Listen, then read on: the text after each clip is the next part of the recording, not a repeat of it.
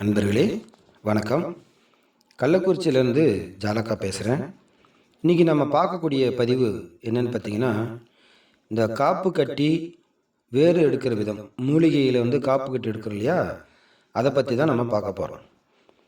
சரி, இப்போ மூலிகையை காப்பு கட்டி எடுக்கிறோம்.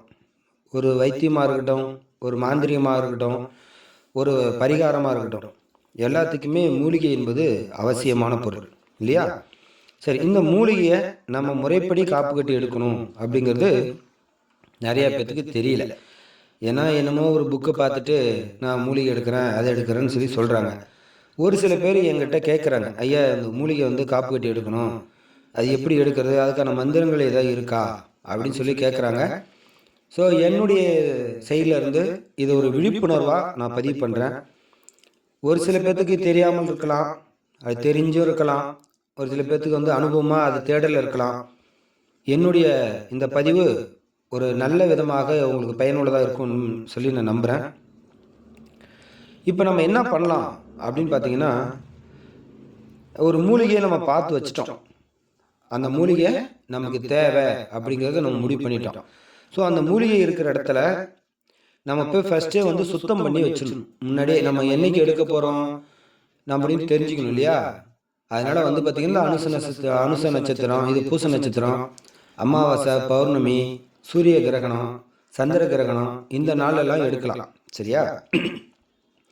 அப்போ அந்த மூலிகையை பார்த்துட்டு அந்த மூலிகை இருக்கிற இடத்துல வந்து சுத்தம் செஞ்சு அந்த இடத்துல பார்த்திங்கன்னா ஃபஸ்ட்டே நம்ம தண்ணி ஊற்றிடணும். ஒரு மூலிகை செடிக்கும் சுற்றி 2 அடிக்கு ஃபுல்லாக பள்ளம் பறிச்சிடணும். அதாவது வந்து செடியை வந்து வேரோட பிடிங்கிடக்கூடாது, அந்த அளவுக்கு இருக்கக்கூடாது. சுற்றி பள்ளம் பறிச்சுட்டு சென்டரில் மட்டும் ஒரு திட்டு வச்சிடணும். சரியா? செடி வந்து சாயம் இருக்கிற மாதிரி பறிச்சிட்டிங்கன்னா உள்ள தண்ணி ஊற்றிட்டிங்கன்னா எல்லா பக்கமும் தண்ணி வந்து நடு சென்டரில் வந்து ஈரம் இருக்கிறதுனால அந்த மண் இலவாக வந்து அதாவது ஒரு ஃப்ரீயாக இருக்கும், ஒரு கட்டித்தனமாக இல்லாமல் ஒரு மாதிரி இழுவாக இருக்கும். அப்படி நீங்கள் குச்சியில் எடுத்துக்கலாம். சரி, இதுக்கு தேவையான என்னென்ன பொருள் வேணும்னு சொல்லிடுறேன். தேங்காய், வாழைப்பழம், சூடம், பத்தி, சாம்பிராணி, வெற்றிலைப்பாக்கு, அவுள் பொரி கடலை, இளநீர், கல்கண்டு, விபூதி, சந்தனம், குங்குமம், பொங்கல் வச்சுக்கணும். மெயினாக வந்து பச்சரிசியில் பொங்கல் வச்சுக்கணும். இது எல்லாத்தையும் தலைவாழையில் வச்சு நம்ம படையில் ஸ்டார்ட் பண்ணணும். சரியா? முதலில் நம்ம செய்ய வேண்டியது என்னென்னா, ஒரு வெள்ளை கலர் நூல் எடுத்து அந்த நூலில் விரலி மஞ்சள்னு சொல்லுவோம், முனைமுறியாத மஞ்சள், அந்த மஞ்சள் வந்து தாலி போல் கட்டிக்கணும். இதுக்கு இன்னொரு நூலுக்கு ஒரு பேர் இருக்குது, கன்னி நூல் அப்படின்னு சொல்லுவாங்க. உண்மையுமே கன்னி நூல் வந்து நிறைய பேர்த்துக்கு தெரிய வாய்ப்பு இல்லை. அது வந்து குருமுகமாக வந்து மறைபொருளாக வச்சுருக்கு. நிறைய பேர் கன்னி பொண்ணுங்கள்கிட்ட கொடுத்து அந்த கன்னி பொண்ணுங்க கையால் கட்டி கொடுத்தா கன்னி நூல் அப்படின்னு சொல்கிறாங்க. அது மாந்திரிகத்தில் வரக்கூடிய எல்லா பொருளுமே மறைமுகமான பேர் தான். சரிங்களா? அது சித்தர் புக்கில் சித்தருடைய பரிபாஷை எந்த அளவுக்கு நம்ம படிக்கிறோமோ அந்த அளவுக்கு தான் அது நமக்கு தெரிய வரும். இதுதான் உண்மை. சரி, உங்களுக்கு கன்னி நூலை பற்றி தெரிஞ்சுக்கணும் அப்படின்னா முறையாக குருக்கிட்ட உபாசனை வாங்கி அதன் மூலியமாக கன்னி நூலில் என்ன, அது நான் சொல்கிறது எப்படி உங்களுக்கு கனெக்ட் ஆகுதுன்னு நீங்கள் பார்த்துக்குங்க. சரியா? இப்போதைக்கு கன்னி நூல் அப்படி மட்டும் போதும். கன்னி நூலில் காப்பு கட்டிக்கணும். மறுபடியும் வந்து என்ன பண்ணு கேட்டிங்கன்னா, அந்த இடத்துல ஒரு சின்னதாக ஒரு வாழையில அல்லது வெத்தலை பாக்கு வைக்கிற இடத்துல ஒரு சின்னதாக மஞ்சள் பிள்ளையார் பிடிச்சி அந்த மஞ்சள் பிள்ளையாருக்கு ஒரு பொட்டு வச்சு கொஞ்சமாக பூ போட்டு பக்கத்தில் ஒரு அரும்புல வச்சிடணும். மேலே சொருகக்கூடாது, விநாயகர் மேலே சொருகக்கூடாது, பக்கத்தில் வச்சிடணும். வச்சுட்டு தேங்காய் உடச்சி வச்சு இந்த பழம் பொங்கல் எல்லாமே நீங்கள் வச்சுட்டிங்க இல்லையா? வச்சுட்டு பின்பு என்ன செய்யணும், குரு மந்திரம் சொல்லணும். நீங்கள் முறையாக குருக்கிட்ட உபாசனை வாங்கியிருந்தீங்கன்னா அவங்க குரு மந்திரம் உங்களுக்கு கொடுத்துருப்பாங்க. அந்த குரு மந்திரத்தை சொல்லிடணும். குரு மந்திரம் எல்லாருமே சொல்கிறதா 16 ஊர், 21 ஊர், 32 ஊர், புரியுதா இல்லைங்களா? இப்படி நம்ம சொல்லிக்கலாம். நிறைய பேர் 33 ஊர் சொல்லுங்க அப்படின்னு சொல்லுவாங்க. என்னை பொறுத்த வரைக்கும் என்னுடைய அனுபவமான விஷயங்கள் சொன்னால் 16 முறை சொன்னால் போதுமானது. அதுக்கு அடுத்தபடியாக விநாயகர் மந்திரத்தை நம்ம சொல்லணும். ஏன்னா விநாயகருடைய மந்திரத்தை கண்டிப்பாக நம்ம சொல்லணும். விநாயகர் மந்திரம் நிறைய இருக்கு. விநாயகருடைய பீஜ மந்திரம் சொல்லலாம், மான மந்திரம் சொல்லலாம், மூல மந்திரம் சொல்லலாம். உங்களுக்கு குருநாதர் எந்த மாதிரி விஷயங்கள் கொடுத்துருக்காங்களோ அதன்படி சொல்லலாம். சரிங்க, நீங்கள் வீடியோ போடுறீங்க, இதில் வந்து விநாயகர் மந்திரம் கொடுக்கலாமே அப்படின்னு உங்களுக்கு ஒரு கேள்வி வரலாம். குரு மந்திரமாக இருக்கட்டும், விநாயகர் மந்திரமாக இருக்கட்டும், வரலாம். என்னுடைய ஒரு பதிவு என்னன்னா, அதாவது ஒரு தடம் தெரியாமல், இடம் தெரியாமல், ஒரு பொருள் தெரியாமல், ஒரு தேடுதல் இருக்கக்கூடிய ஓரளவுக்கு மாந்திரிகத்தை பற்றி அனுபவமா தேடல் இருக்கவங்களுக்கு தான் என்னோட விஷயங்கள் புரியும்.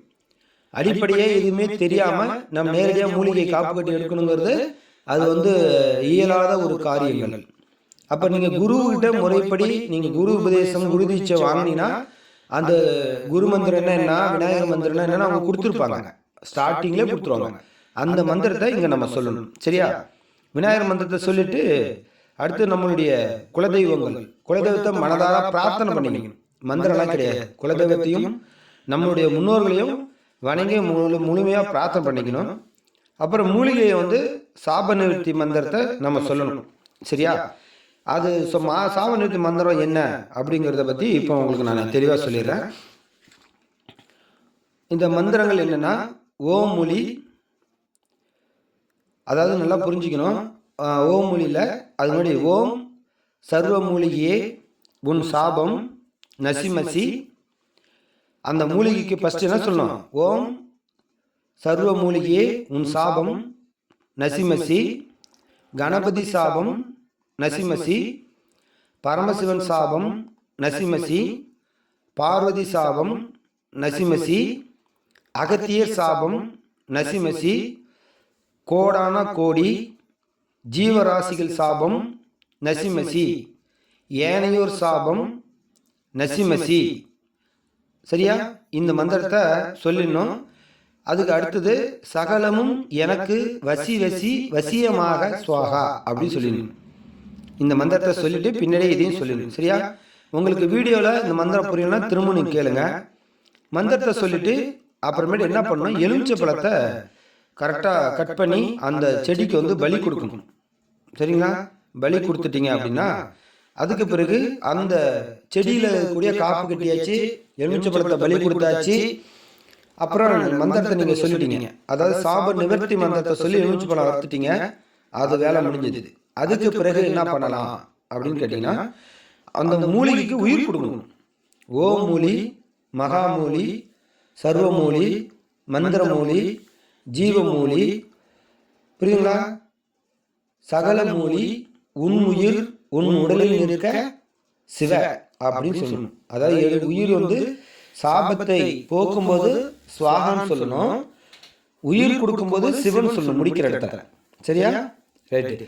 இப்போ இதெல்லாம் எப்படி பண்ணலாம் அப்படின்னு கேட்டிங்கன்னா, எல்லாம் முடிச்சுட்டு நீங்கள் காப்பு கட்டியாச்சு, எலுமிச்சை பழம் பலி கொடுத்தாச்சு, அப்புறமேட்டு பார்த்தீங்கன்னா பொங்கல் வச்சு படையில் வச்சுட்டீங்க, கற்பூரத்தில் பற்ற வச்சு பூஜையை ஸ்டார்ட் பண்ணி தான் நீங்கள் சாப நிவர்த்தி சொல்லணும். செடிக்கிட்ட உட்காந்து தாலி கட்டுற மாதிரி கட்டிடணும்.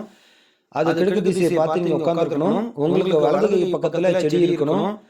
ஒரு பெண்களுக்கு தாலி கட்டுற போல் தாலி கட்டி மனதார பிரார்த்தனை பண்ணி, நீங்கள் அம்மா தாயே கடவுளே மூலிகையே இன்னும் காரியத்துக்காக இந்த விஷயத்தை நான் எடுத்துட்டு வரேன், உன்னுடைய சக்தி எனக்கு பரிபூர்ணமாக கிடைக்கணும், எனக்கு அனுகிரகத்தை கொடுக்கணும், என்ன ஆசீர்வாதம் பண்ணணும் அப்படின்னு சொல்லிட்டு மூலிகிட்ட நீங்கள் மனமார்ந்த அந்த பிரார்த்தனை பண்ணிட்டு அனுஷ்டானமாக நீங்கள் எழுந்திரிச்சு அந்த பூஜை படையெல்லாம் வச்சுட்டீங்க, சாமி கும்பிட்டு அனுஷ்டானமாக விழுந்து கும்பிட்டு அதுக்கு பிறகுதான் நீங்கள் என்ன பண்ணணும், அதுக்கு சாப நிவர்த்தி செய்து பிறகு என்ன பண்ணணும், எலுமிச்சை பழத்தை அரிஞ்சு விட்டுட்டு கட் பண்ணி அது காவு கொடுத்துட்டு அதுக்கு பிறகு உயிர் கொடுக்குற மந்திரத்தை சொல்லிடணும். இதெல்லாம் நம்ம பண்ணுறோம் அப்படின்னா தன்னுடைய பச்சை அரசியல் இருக்கலாம், சுபவாரியில் இருக்கலாம், ஞாயிற்றுக்கிழமையில் எடுக்கலாம், அமாவாசை தினத்தில் எடுக்கலாம், பௌர்ணமி தினத்தில் எடுக்கலாம், சூரிய சந்திர கிரகணம் இப்பேற்ற நாள் எடுக்கலாம், இல்லைன்னா உங்கள் ஜாதகத்துப்படி தாராபலம் நட்சத்திரம் அடிப்படையில் இருக்கிற நாளாக எடுக்கலாம். சுண்டு விரல் நகம் படாமல் எடுக்கணும். சரியா? சுண்டு விரல் நகம் படக்கூடாது, படையில சரியாக வைக்கணும். விரலி மஞ்சள் வச்சு தான் காப்பு கட்டணும். பிரம்ம முகூர்த்தத்தில் எடுத்தால் ரொம்ப சிறப்பு. அதே மாதிரி நீங்கள் மூலிகை எடுக்கும்போது இடுப்பில் கையில் தாய்த்து அருணா கயிறு காப்பு இது போன்ற விஷயங்கள் நீங்கள் கண்டிப்பாக எடுக்கக்கூடாது. அதெல்லாம் நீங்கள் கழட்டி வச்சிடணும். ஒரு சில பேர் பார்த்தீங்கன்னா தேங்காய் உடைக்கலாம், வெண்பூசணி உடைக்கலாம், எலுமிச்சம்பழம் இருக்கலாம், மூணும் சேர்ந்து கூட நீங்கள் செய்யலாம். அது ஒன்றும் தப்பு கிடையாது. சரியா? அதே மாதிரி எது செஞ்சாலும் தேங்காய் உடைச்சிங்கன்னா உங்களுக்கு வந்து குங்குமம் தேவை கிடையாது. எலுமிச்சை பழம் பூசணிக்காய் நீங்கள் கொடுத்து வெட்டி வச்சிங்கன்னா கண்டிப்பாக அது எலுமிச்சை மஞ்சள் வந்து இது குங்குமத்தை அதை வந்து ஆட் பண்ணணும். சரிங்களா? அதே மாதிரியே பார்த்தீங்கன்னா இதில் எல்லாம் தடவி மூலிகையை மனதார நல்லா பிரார்த்தனை பண்ணிட்டு கருங்காலி குச்சியில் தான் நோண்டணும். சரியா? நீங்கள் வந்து நேரடியாக இரும்புள்ள இடத்துல நீங்கள் நோண்டிடக்கூடாது. அதே மாதிரி அரை நிறுவனமாக இருந்தால் அந்த மூலிகை இருக்கணும். அதை நீங்கள் வந்து முறையாக வந்து பயிற்சி எடுத்துக்கிட்டிங்கன்னா அந்த அரை நிறுவனம் என்ன அப்படிங்கிறது உங்களுக்கு நான் சொல்லித்தரேன். அதே போல் அந்த மூலிகையை பற்றியும் அந்த எடுக்கக்கூடிய அந்த சில சூட்சுமங்களை பற்றியும் அந்த குருவுடைய மந்திரத்தை பற்றியும் விநாயகரை பற்றியுமே அந்த மந்திரங்களை நான் உங்களுக்கு தரேன். அது முறையாக நீங்கள் தீட்சை வாங்கிக்கோங்க. அது கட்டணங்கள் கட்டி கூட நீங்கள் அதை முறையாக கற்றுக்கலாம். நான் உங்களுக்கு மூலிகையை பற்றி நல்லா தெளிவாக உங்களுக்கு நான் சொல்லித்தரேன். இல்லை அப்படின்னா நீங்கள் முறையாக மூலிகை வந்து எடுத்து கொடுங்க அப்படின்னா நீங்கள் நேரடியாக நீங்கள் கள்ளக்குறிச்சி வந்து வரீங்க அப்படின்னா அதுக்கான கட்டணங்கள் கொடுத்துட்டீங்க அப்படின்னா உங்களை கூப்பிட்டு போய் உங்க முன்னாடியே அந்த மூலிகையை உங்களே எடுக்க வைக்கிறேன். நான் உங்களை எடுக்க வச்சு நீங்களே மூலிகை எடுக்கலாம். ஏன்னா அதுதான் பயிற்சி. நான் உங்களுக்கு எடுத்து கொடுக்குறதோ இல்லை நீங்கள் நான் எடுக்கிறது வீடியோ பார்க்கறதுனால எந்த ஒரு தீர்வும் கிடையாது. அது வந்து எல்லாரும் நல்லா தெரிஞ்சுக்கணும். ஜாலகா ஒரு விஷயத்த சொல்கிறோம் அப்படின்னா அது முழுமையாக உண்மையாக இருக்கும், பொய்யே இருக்காது. உங்களை நீங்கள் வந்தீங்கன்னா நேரில் வச்சு மூலிகை எப்படி எடுக்கிறேன் அப்படிங்கிற விஷயத்த நீங்களே உங்களையே எடுக்க சொல்லுவோம். ஐயா இப்படி உட்காருங்க, இந்த இடத்துல மூலிகை இருக்கு. இப்போ நீங்கள் வரீங்க அப்படின்னா நான் உங்களுக்கு முன்னாடி அந்த குழியில் நோண்டி வச்சிருவேன்.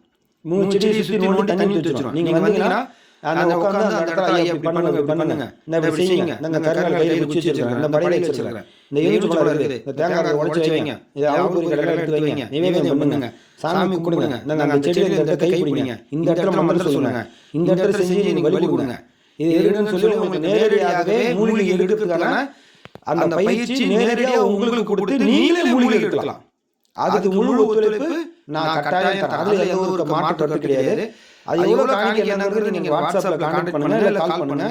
அதோட விஷயத்தை உங்களுக்கு நான் கண்டிப்பா சொல்லி தரேன். சரிங்களா? சோ மூலிகை எடுக்கிற விதம் இப்படிதான் எடுக்கணும், இதுதான் முறை.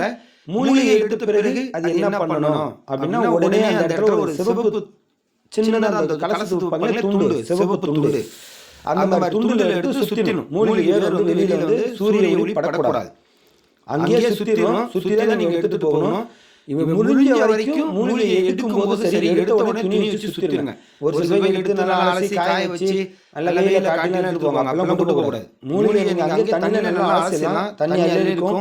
அலசிட்டு உடனே ஒரு வாட்டர் தண்ணி வச்சு டக்குனு மூலிகை கழுவிட்டு நீங்க என்ன பண்ணணும், அடுத்தபடியாக நீங்க குங்குமம் மஞ்சள் அங்கேயே தடவிடணும். மூலிகை செடி வேறுகளை தடவி உடனே துணி ஒன்று சுத்தி அதை எடுத்துட்டு போயிட்டு நிழலே வச்சிடணும். எந்த ஒரு மூலிகை செடியும் வெயிலில் காய வைக்க கூடாது, நிழலில் தான் வைக்கணும். சரியா?